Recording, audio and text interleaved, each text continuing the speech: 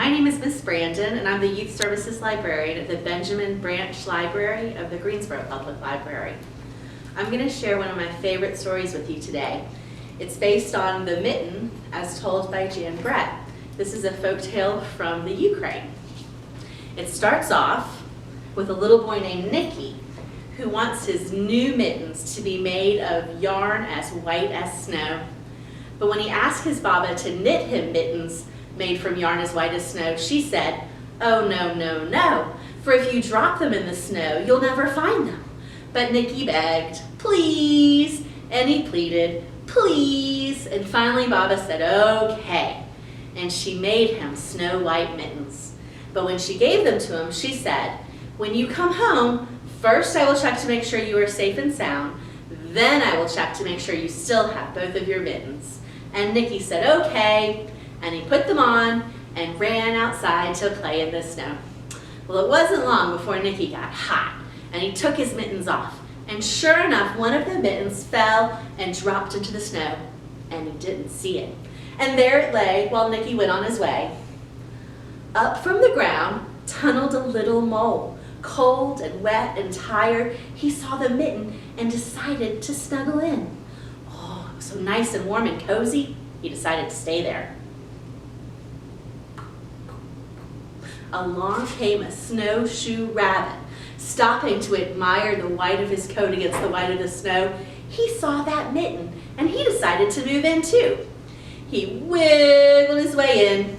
The mole wasn't happy about that, but when he saw the rabbit's big hind kickers, he gave him plenty of room. Then along came a little hedgehog snuffling through the snow. Cold and tired of looking through the snow for things to eat, he saw the mitten and decided he wanted to move in too.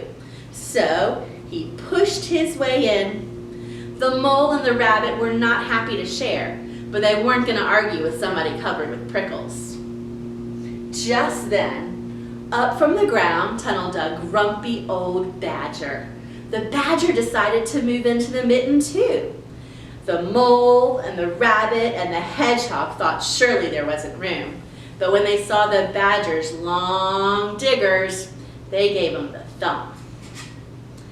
The animals moved and jostled, making room, and all that movement attracted the attention of a great owl who flew down to see what was going on. When she saw how cozy and snug those other animals were, she decided to move in too. The mole and the rabbit and the hedgehog and the badger did not think this was a great idea, but when they saw her sharp beak and her glinty talons, they didn't say a word. Along trotted a beautiful orange fox. He nosed his way into the mitten and saw how nice it was in there, and he had to be in there too. So he pushed his way in. The mole and the rabbit and the hedgehog and the badger and the owl did not like that one bit, but they saw his sharp teeth. They gave him plenty of room. Boom, ba boom, boom, boom, boom. Along came a great big bear. Bear was never one to be left out of anything. So when she saw the other animals inside the mitten, she had to be inside too. So she pushed and she shoved and she shoved and she pushed.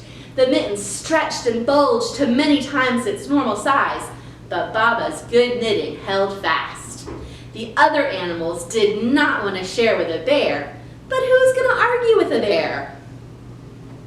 Doo-doo-doo, doo-doo-doo. Along came a tiny little meadow mouse, hardly bigger than an acorn.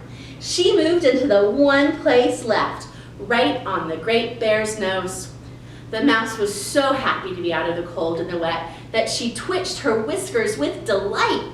The twitching whiskers tickled the bear's nose. Hey, hey, achoo!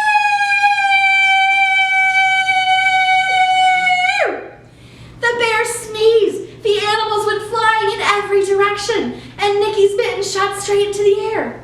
Heading back home to Baba, he saw his mitten and he ran and he caught it.